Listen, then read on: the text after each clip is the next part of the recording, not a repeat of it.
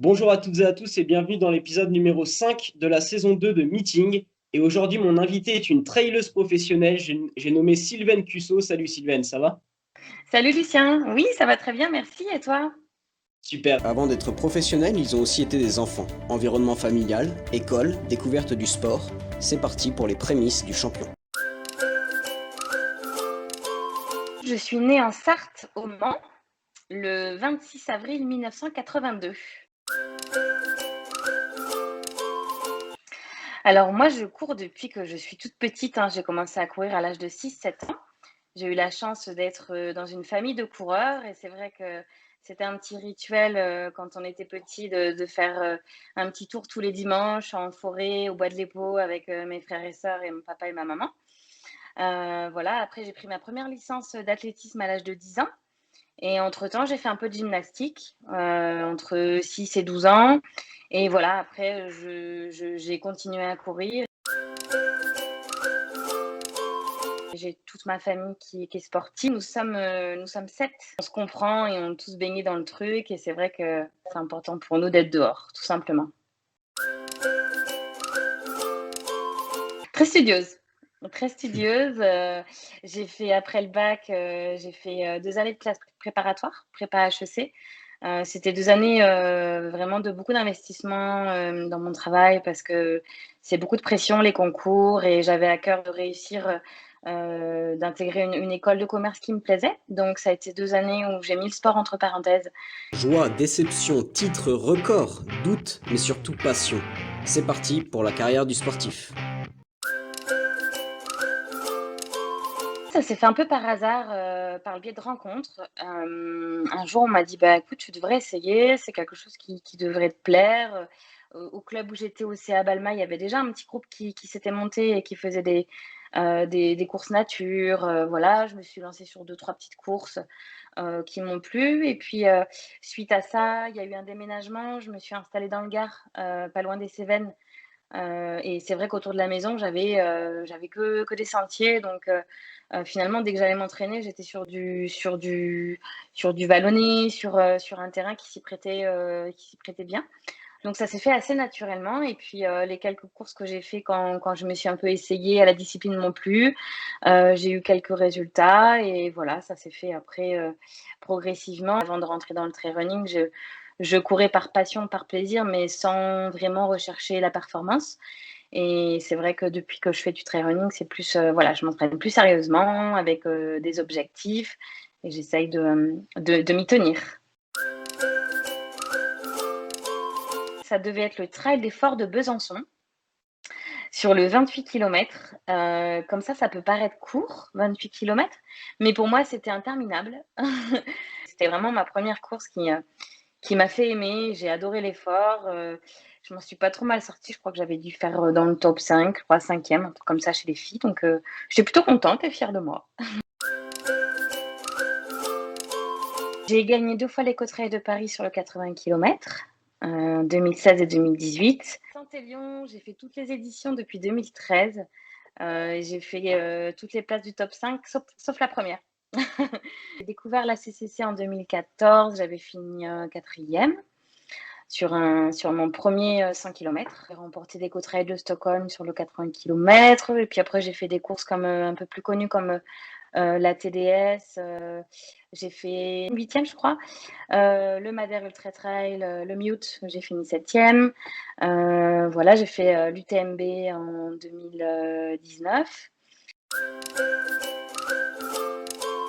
La plus longue que j'ai fait, c'est l'UTMB, donc c'est 160, quasiment 170, 168, je crois que ça fait 169 km. C'est un 100 miles en fait, hein. 10 000 mètres de dénivelé positif, donc c'est des belles grimpettes.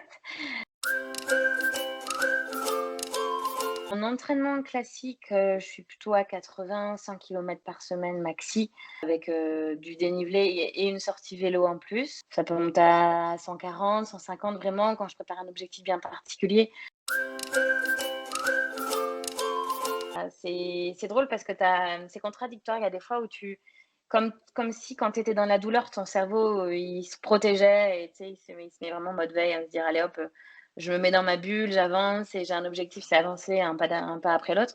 Et puis quand tu es bien, je pense que voilà, ton cerveau, il reconnecte et c'est l'inverse, quoi. Tu es vraiment connecté à toi, tes sensations, la nature qui t'entoure, les gens qui sont là pour t'encourager.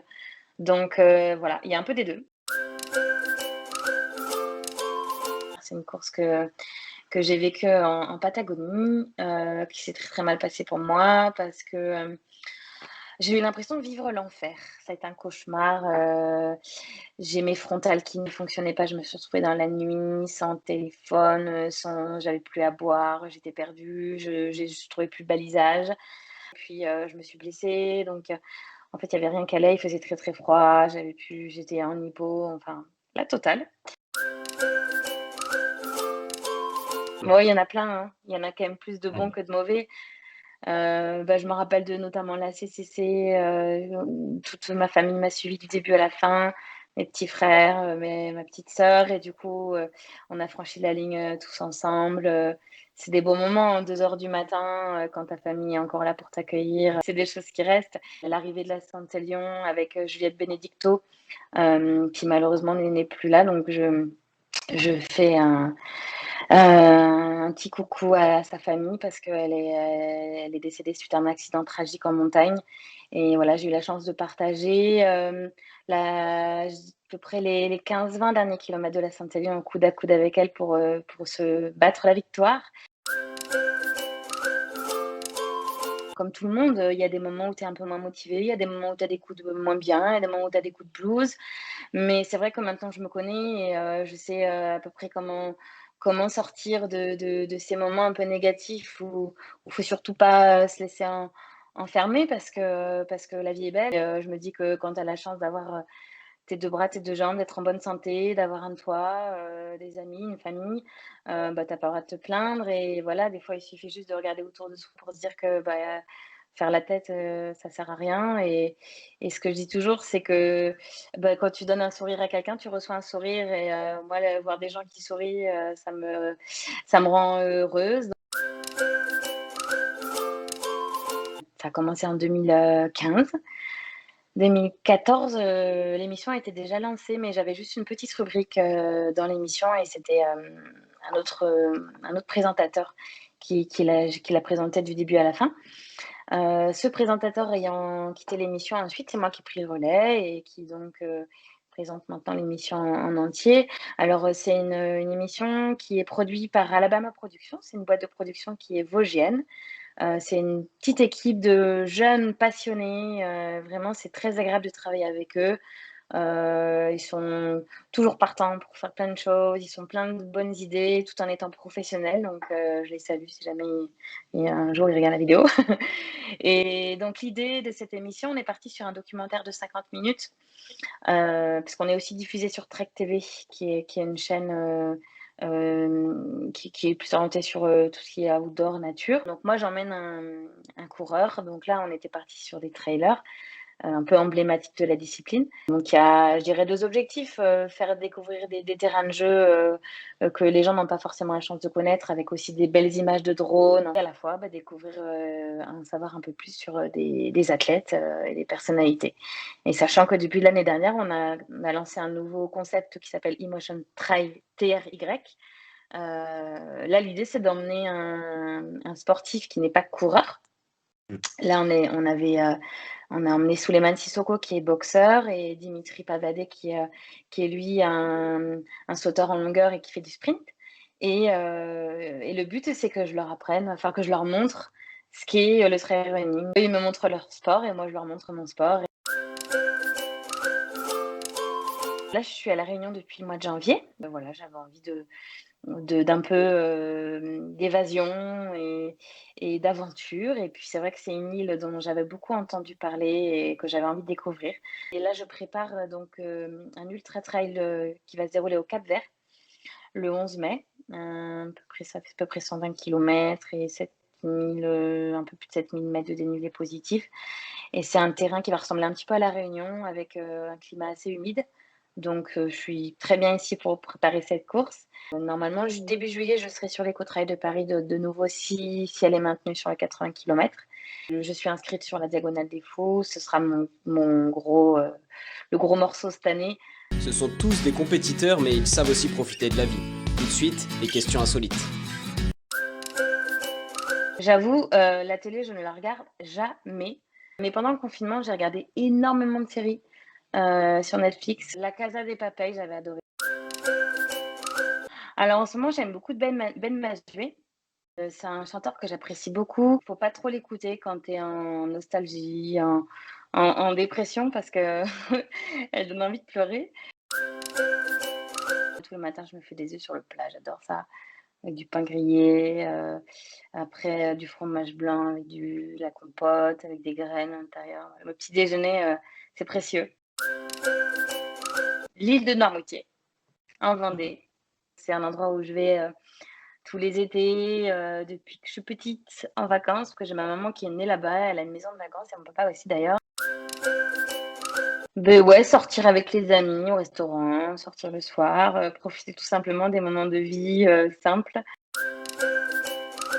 J'ai pas de modèle, je suis pas trop dans la fanatitude.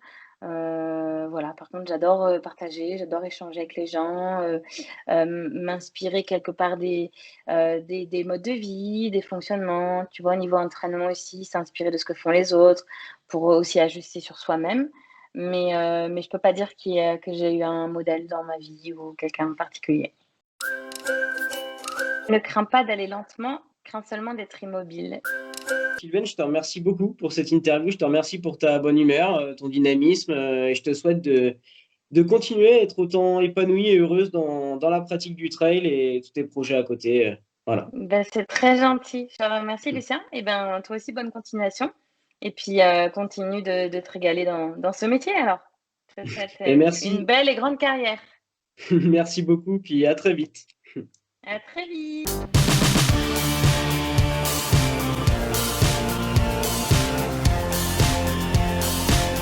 T'as aimé cette vidéo? Alors abonne-toi à ma chaîne. Juste ici, tu pourras retrouver toutes mes vidéos que j'ai faites avec plein de sportifs différents, plein de sports différents. Donc allez, c'est parti, clique ici.